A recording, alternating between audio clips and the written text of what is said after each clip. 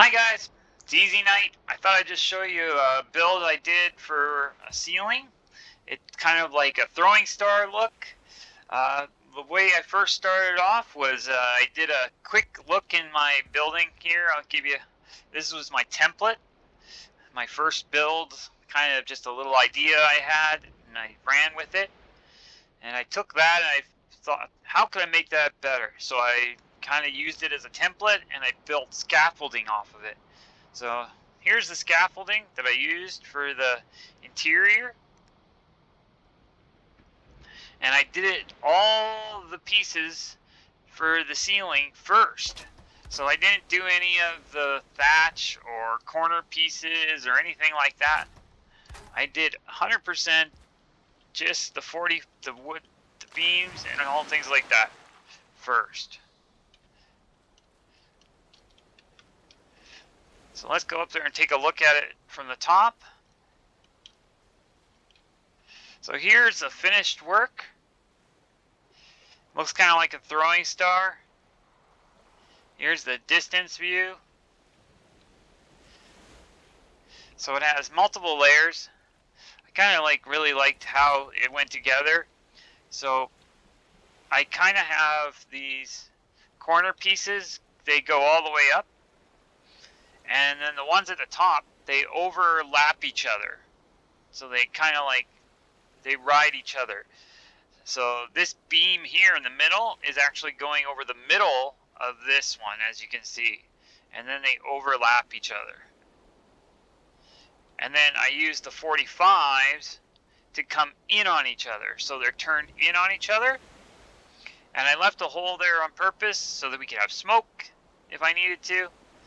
And then I followed that down. But what I did is instead I took this corner piece and covered it with another corner piece, and then I put a reverse corner behind it so that there was no hole, so that you would get that smoke coming up and out.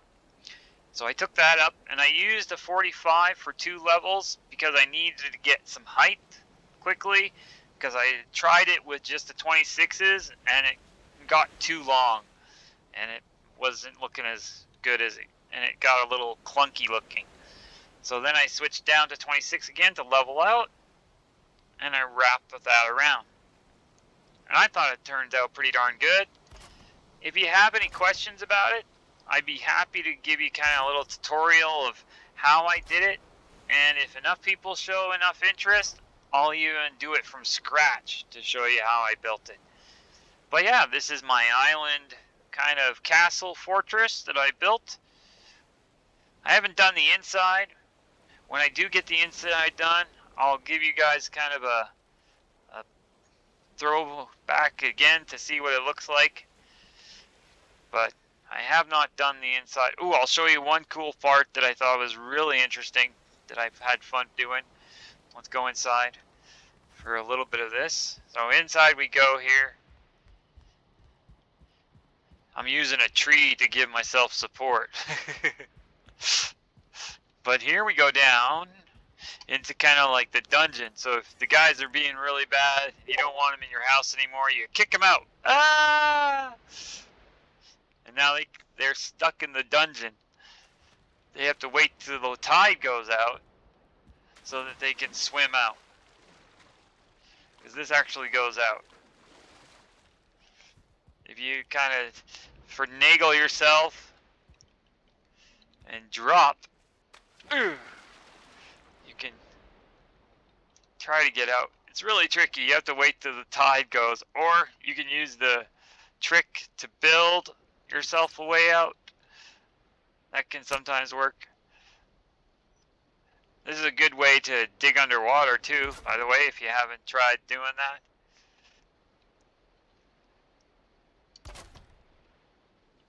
And there you go. Out I zipped.